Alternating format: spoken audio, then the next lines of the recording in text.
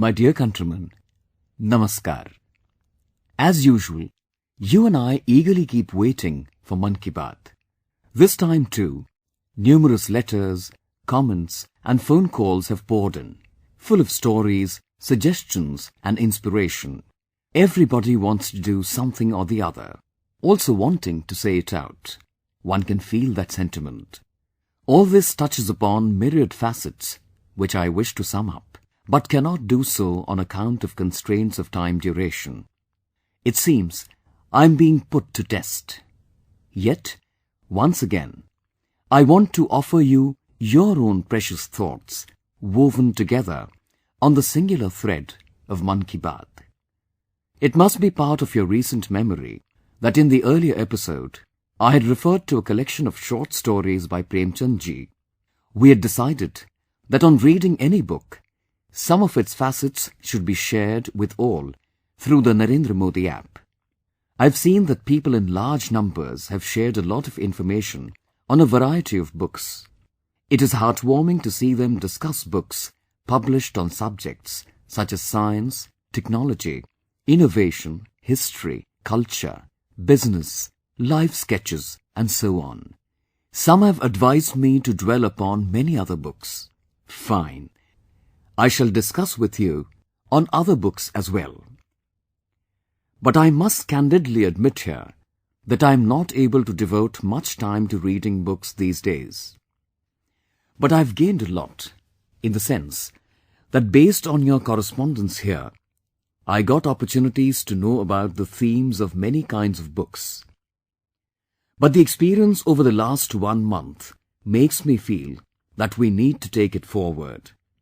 Why don't we create a permanent book corner on the Narendra Modi app so that whenever we read a book, we write about it and discuss it on this platform. And you can even suggest an apt name for our book corner. I want this book corner to be an active forum for readers and writers alike. So keep reading and writing, sharing with all friends of Mann Ki Baat alongside. Friends, I touched upon the subject of water conservation in Mann Ki Baat, and today I feel that it was an issue close to your heart even before I referred to it, a matter of universal human interest. I've experienced the fact that this topic has stirred the nation's heartstrings collectively.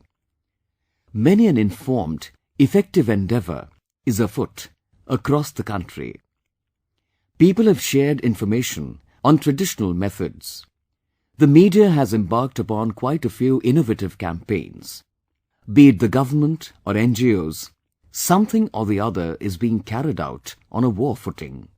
Witnessing the might of the collective is in itself heartwarming and satisfying.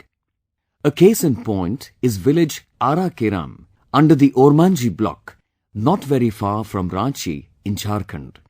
The fervour and zeal displayed by villagers there towards water conservation has turned out to be exemplary for one and all. The rural folk donated sweat, toiling collectively to change the course of a mountain spring. It was a purely indigenous, homegrown method. This has led to not only stopping soil erosion and prevention of crop damage, but also facilitated effective irrigation of fields. And you'll be happy to know that the beautiful northeastern state of Meghalaya has become the first state to have formulated its own water policy. I congratulate the government of Meghalaya. In Haryana, crops that require meagre water are being encouraged. Farmers thus are saved from suffering losses.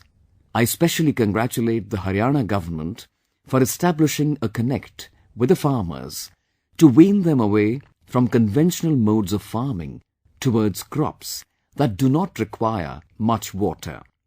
It is the season of festivals. Many fairs are held on these occasions. Why don't we use these fairs to spread the message of water conservation?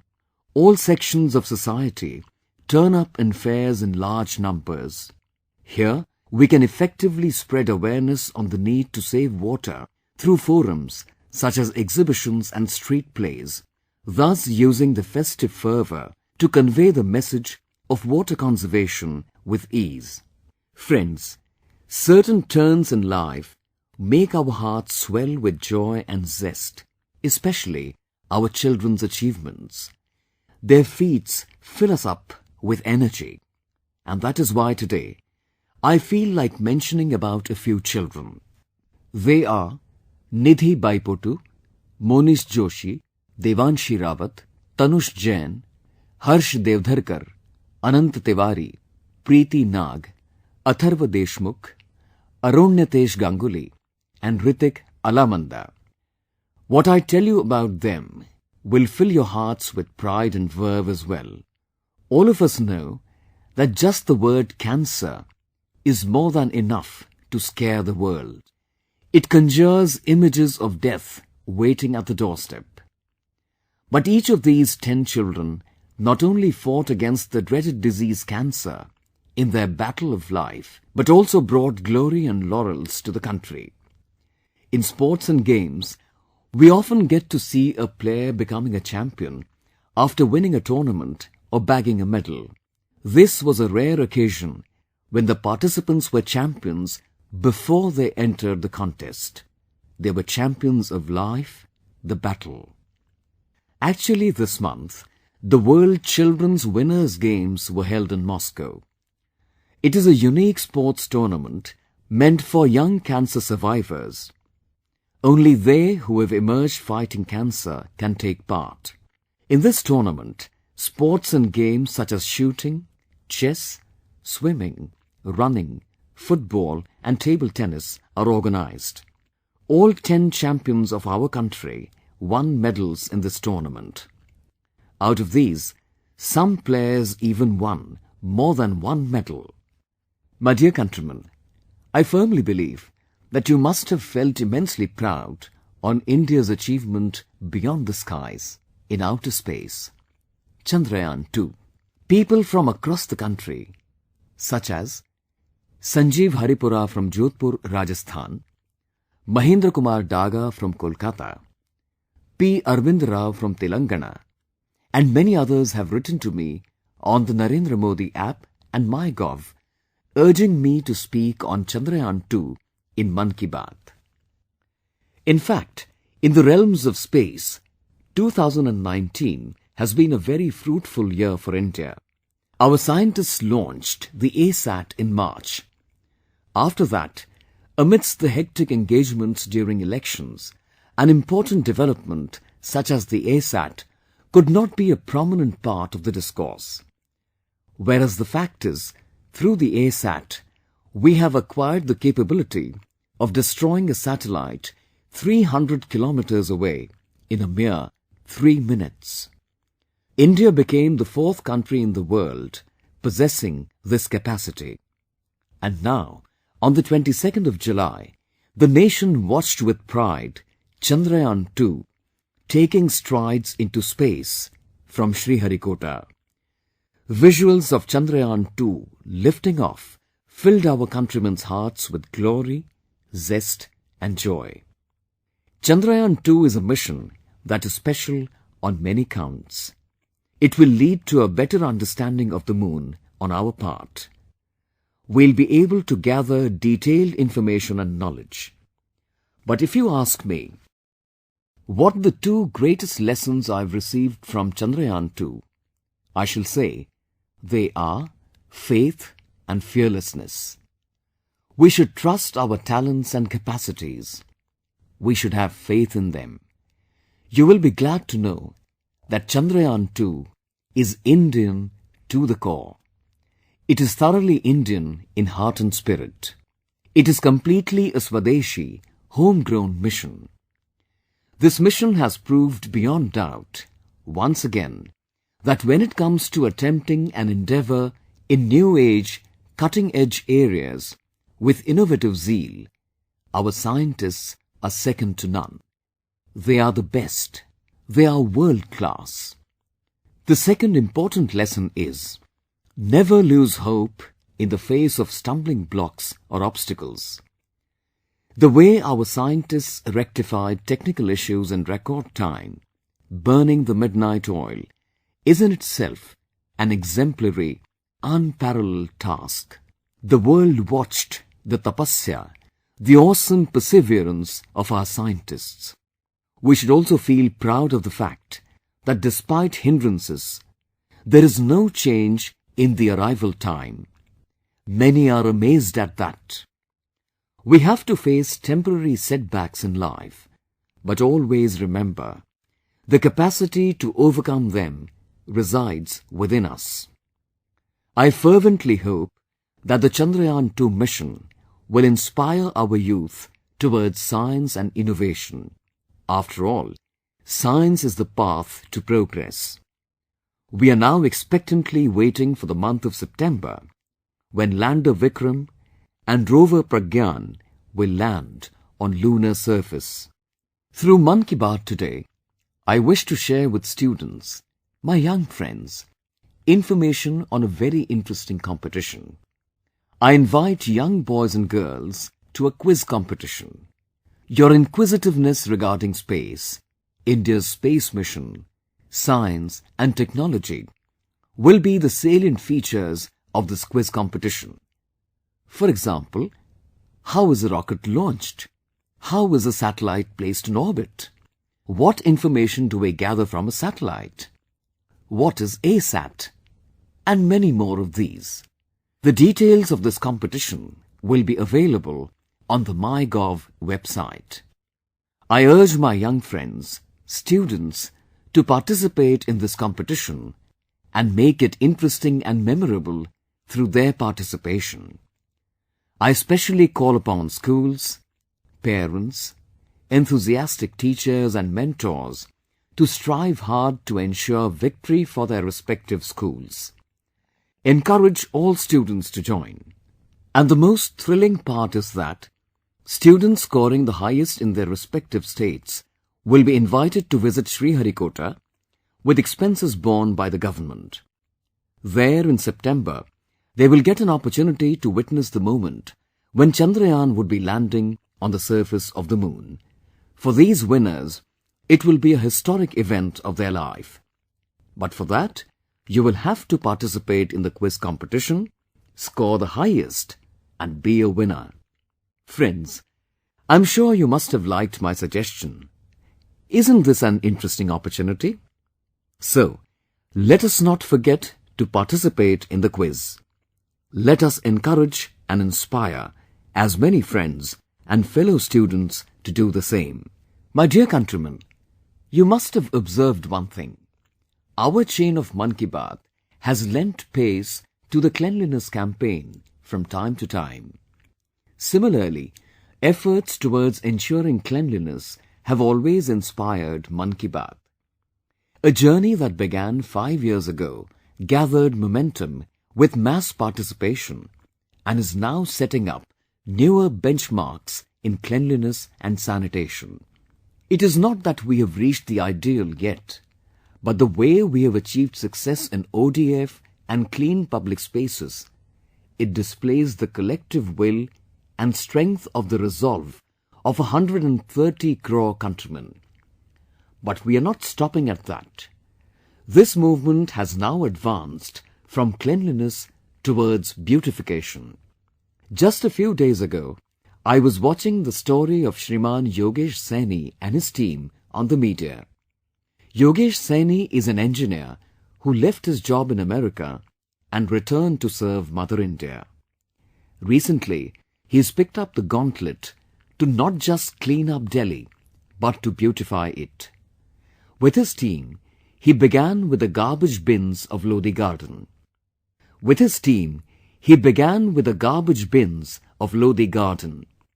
Through the medium of street art, he has decorated many localities of Delhi with aesthetically appealing paintings.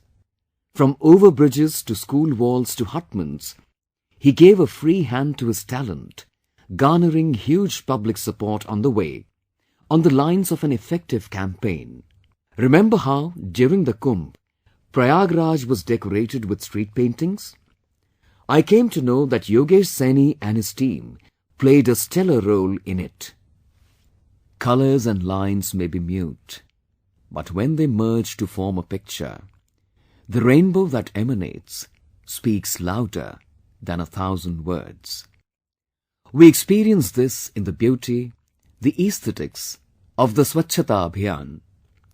It is imperative that the culture of transforming waste to wealth develops in our society. In a way, we have to move ahead on the path of converting garbage to gold. My dear countrymen, a few days ago, I read a very interesting comment on MyGov. This comment came from brother Muhammad Aslam, who stays in Shopian, Jammu and Kashmir. He wrote, and I quote, "I like listening to the program Mann Ki Baat. I'm happy to let you know that I played a positive active role in organizing the community mobilization program Back to Village in my state Jammu and Kashmir. This program was organized in the month of June. I feel such programs should be organized every quarter. Simultaneously, there should be a provision for online monitoring too. According to me, this was a one-of-a-kind program where the public directly entered into a dialogue with the government." Unquote.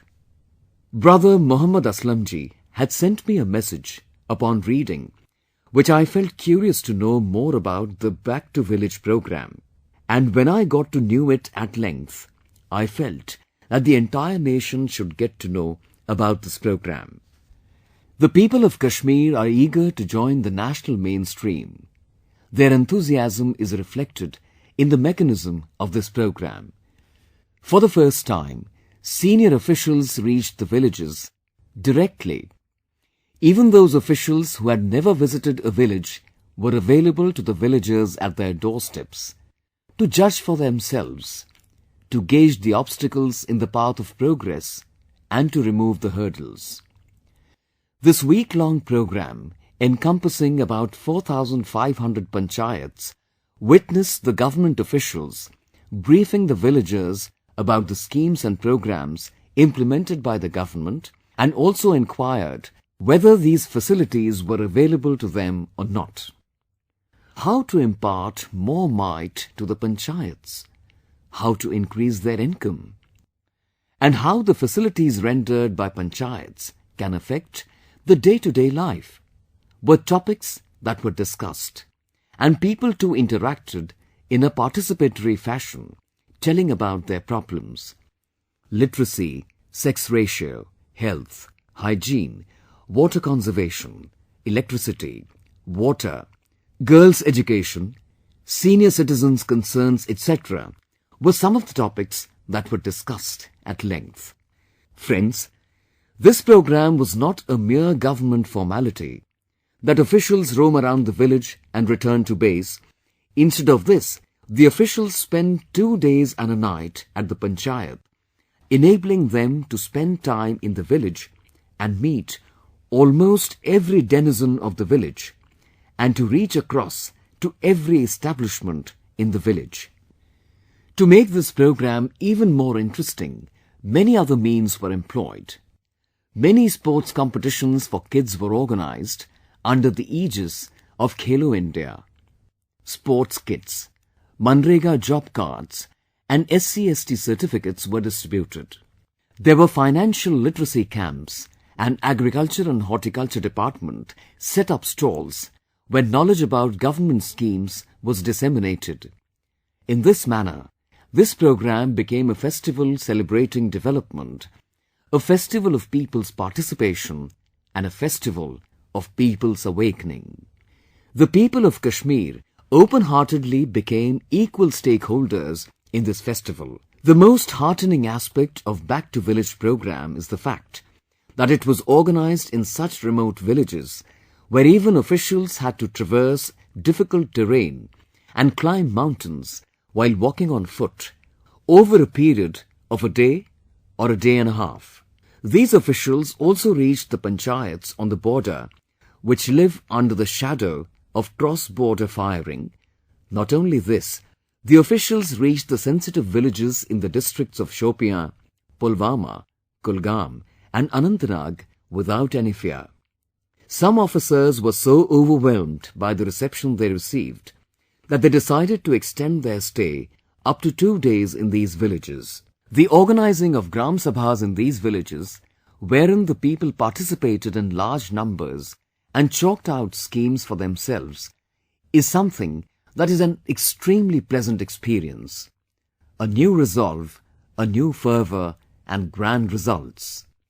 Programs like these and people's participation or stakeholding indicates that our brothers and sisters in Kashmir want good governance and proves the dictum that the power of development is stronger than the might of bullets and bombs.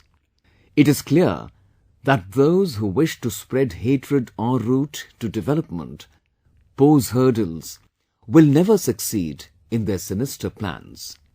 My dear countrymen, Shriman Dattatreya Ramachandra Bendre, Gyanpith laureate and poet, has described the significance of the month of Sawan in this manner in his poem, Hodige Madige Agge da Lagna Adaraga Bhumi Magna, meaning that the relationship between the drizzling rain and stream of water is wondrous and the earth gets bedazzled by such spectacle.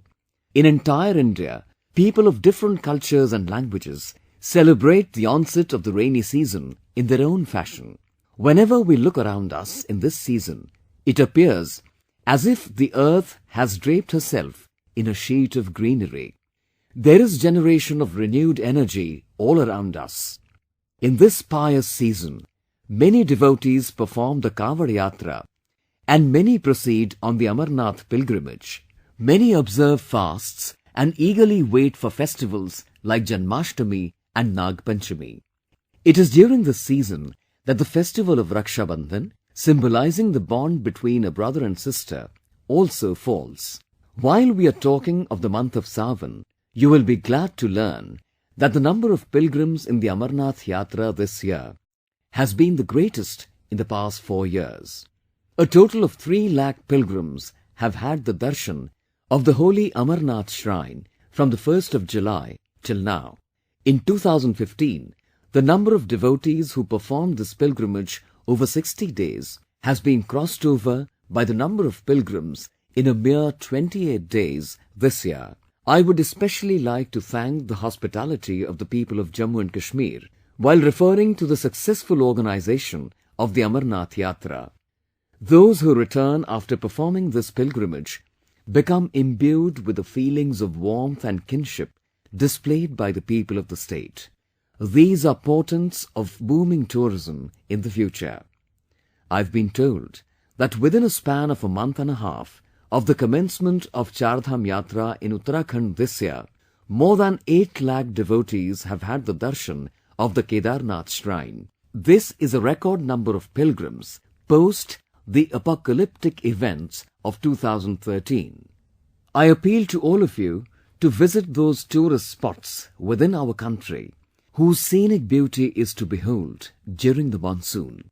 There are no better ways to witness this nation's beauty and people's sentiments, and no better teachers than tourism and pilgrimage. I extend my felicitation to all of you that may this beauteous and lively month of Sawan fill all of us with new energy, new hopes and new expectations. The month of August also brings the memories of the Quit India movement. I wish that all of us celebrate the 15th of August with special preparations and find out new ways to observe this festival of freedom with greater participation of the masses. You must ponder over how 15th August could be celebrated as a folk festival and also as a people's festival. On the other hand, heavy rainfall in many parts of the country has resulted in countrymen suffering due to floods. Floods wreak havoc at various levels. I assure all the citizens affected by floods that the centre, in tandem with state governments, is working at lightning pace to provide relief and succour. On television, we witness just one aspect of the monsoon: floods everywhere, waterlogging and traffic jams. The other picture of the monsoon, the overjoyed farmer, chirping birds, gurgling waterfalls, and the earth wrapped under a green cover. To witness this, you will have to step out along with your family. Rains bring freshness and happiness with them. My heartiest wish is that the monsoon keep on bringing happiness to you and all of you enjoy the best of health. My dear countrymen, where to begin Mann Ki Baat and where to end it? It is a difficult task. But there is a time limit. I'll be back after a month's wait and meet you again. You'll have lots to tell me after a month's interval, and I'll incorporate the information in the next episode of Mann Ki Baat. And let me remind my young friends, do not forget to participate in the quiz competition. Do not forego the opportunity to visit Sriharikota at any cost. Many thanks to you all. Namaskar.